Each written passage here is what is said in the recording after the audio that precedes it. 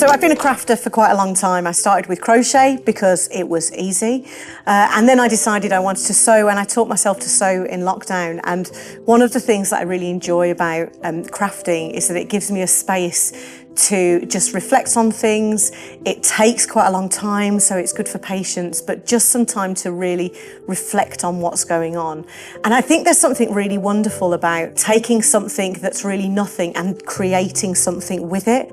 And I think there's something in that that really reflects God in us. So when I started thinking about new things we might like to do in our ministry here in Altrincham, I had this idea that maybe providing that space for other people was something that would be really helpful for them. A space where they could come and invest in their well-being and spiritual exploration using creativity and crafts.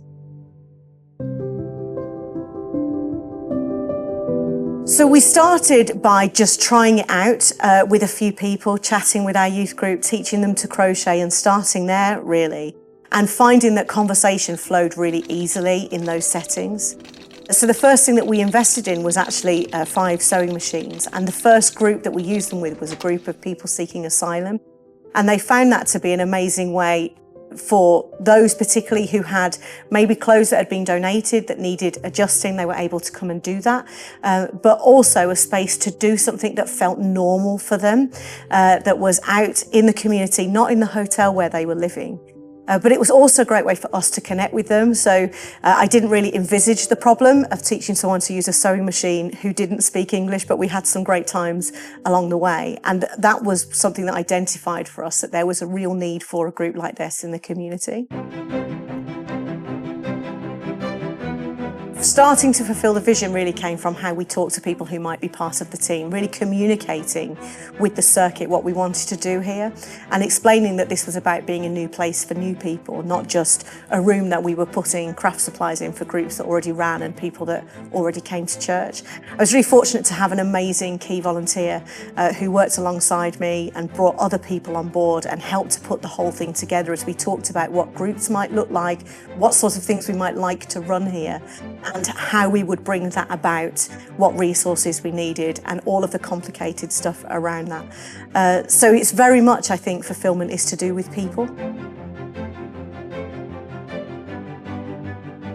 Being part of Caleb Communities has just been a fantastic advantage to getting this project off the ground, not least because the funding has really helped in that first exploratory phase, from buying the first sewing machines to being able to buy the equipment to put the room together.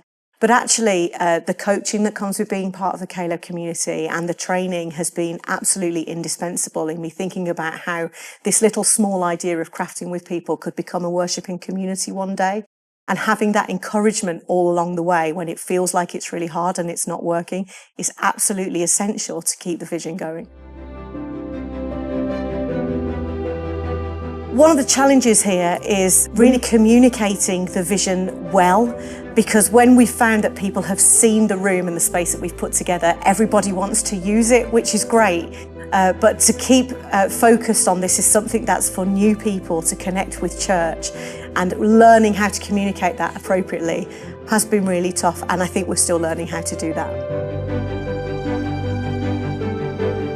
I think my greatest joys here has been sitting with people across from a sewing machine and having conversations about what does it mean to be a Methodist? What is church about? Why do you do this? With people who literally started coming here just to have a space to be calm. So not a structured group conversation, but just one-to-one conversations where we were able to talk a little bit more about faith and what that looks like in today's society.